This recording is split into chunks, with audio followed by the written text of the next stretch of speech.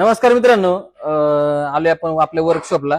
तर तुम्ही पाहू शकता का ड्युएलचं काम चालू आहे, टॉपचं काम चालू आहे. एकदम प्रीमियम क्वालिटीमध्ये बर्च प्लाय मध्ये आपल्याकडे काम होतं.